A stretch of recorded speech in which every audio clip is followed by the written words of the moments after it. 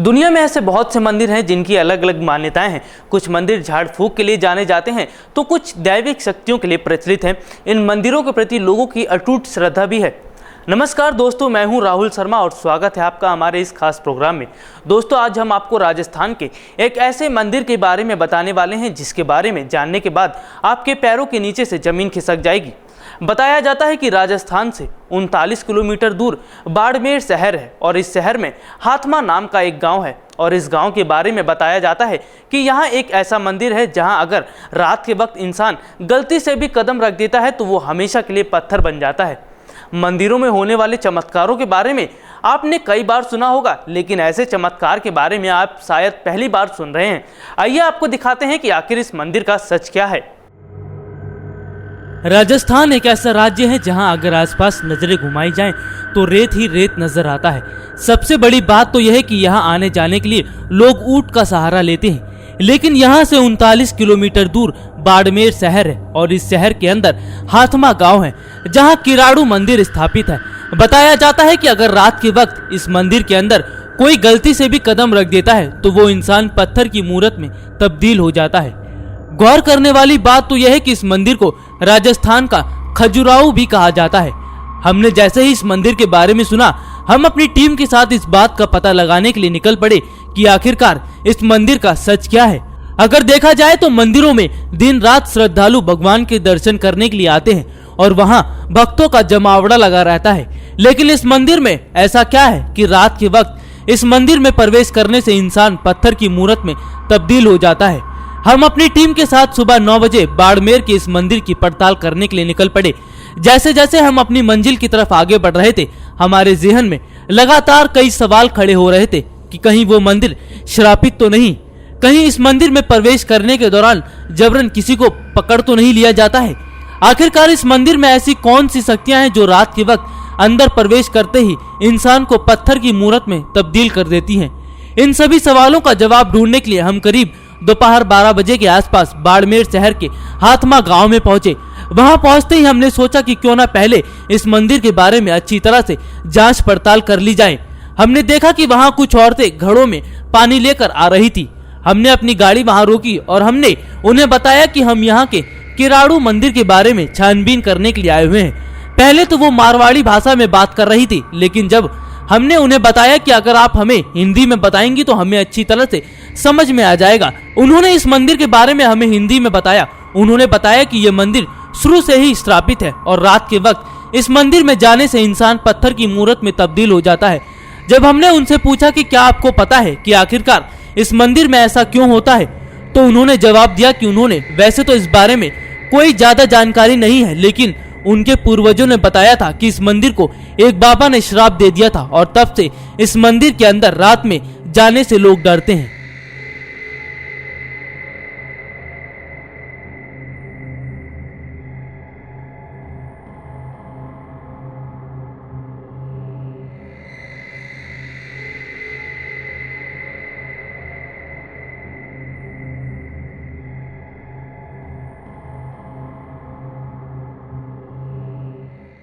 सुना आपने कि हमने अपनी पड़ताल के दौरान लोगों से क्या जानकारी हासिल की।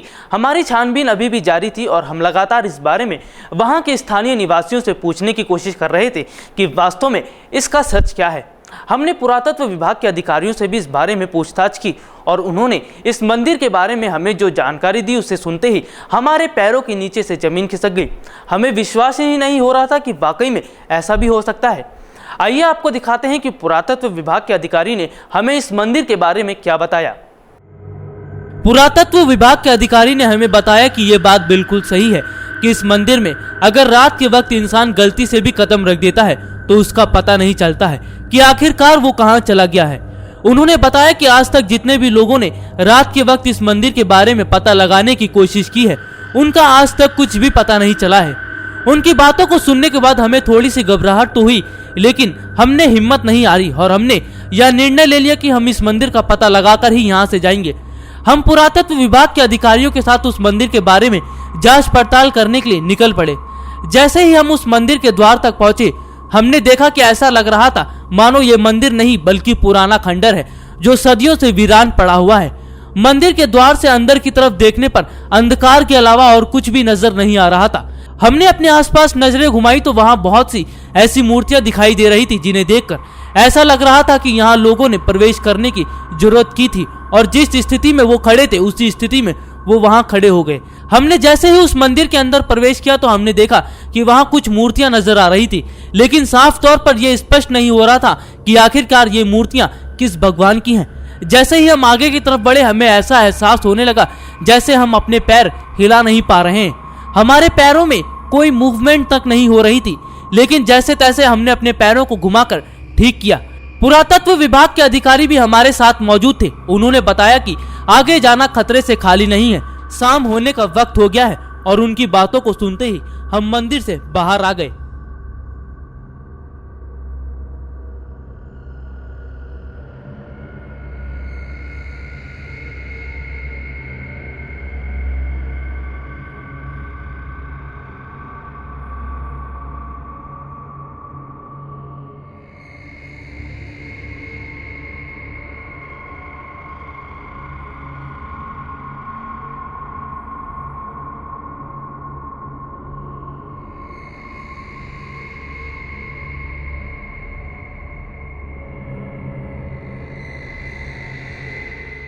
वाकई में ये बात काफी चौंकाने वाली थी। जिस मंदिर में कोई दूर दूर तक नजर नहीं आ रहा था, आखिर वहां ऐसी कौन सी शक्ति थी जिसने हमें आगे नहीं बढ़ने दिया। आसपास देखने पर वहां कोई भी नजर नहीं आ रहा था, फिर ऐसा एहसास हमें क्यों हो रहा था। इस वक्त हम मंदिर से बाहर आ चुके थे, लेकिन पुरातत्व विभाग के अधिकारी ने हमें इस बारे में जो अहम जानकारी दी उससे सुनते ही ये बात पुख्ता तौर पर साबित हो गई कि वाकई में इस मंदिर में ऐसा ही है। आइए आपको दिखाते हैं कि उस अधिकारी ने हमें क्या बताया। उस अधिकारी ने हमें बताया कि लगभग 900 साल पहले की है और उस वक्त यहाँ परमारों का शासन था। तब से इस शहर के अंदर एक सिद्धि संत ने डेरा डाला था। उन्होंने बताया कि कुछ समय के लिए वो इस शहर से दूर भ्रमण करने के लिए निकल पड़े थे, लेकिन जाते वक्त उन्होंने अपने साथियों को वहाँ के स्थानीय लोगों के सहारे छोड़ दिया था कि आप लोग इनके भोजन पानी का इंतजाम कर देना और इनकी सुरक्षा करना। संत के जाने के बाद उनके शिष्यों का स्वास्थ्य अचानक से बिगड़ गया और बस एक कुम्हारिन को छोड़कर अन्य किसी भी व्यक्ति ने उनकी सहायता नहीं की। बहुत दिनों के बाद जब संत पुनः उस शहर में लौटे तो उन्होंने देखा कि उनके सभी शिष्य भूख से तड़प रहे थे और उनकी स्थिति काफी खराब हो गई थी। यह सब देखकर संत को बहुत क्रोध आया। उस सिद्ध संत ने कहा कि जिस स्थान पर साधुओं के प्रति दया भाव ही नहीं है तो यहाँ अन्य साथियों का दया भाव क्या होगा।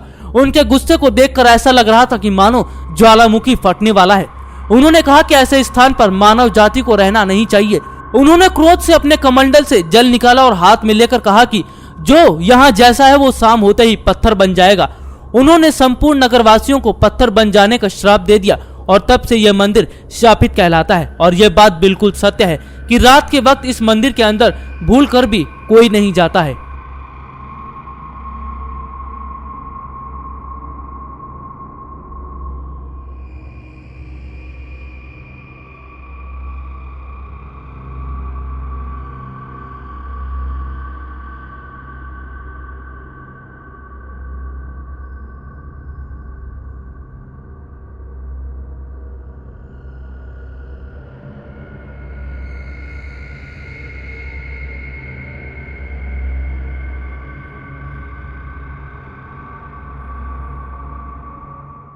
तो देखा आपने कि साधु का क्रोध इतना बढ़ गया था कि गुस्से में आकर उन्होंने इस मंदिर को श्राप दे दिया।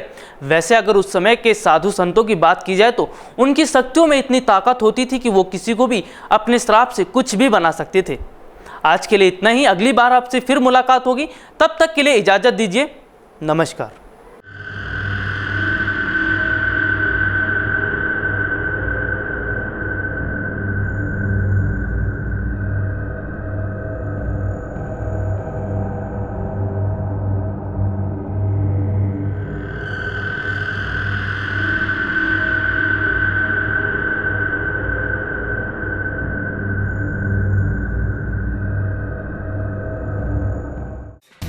Subscribe now to receive new updates, reviews and news.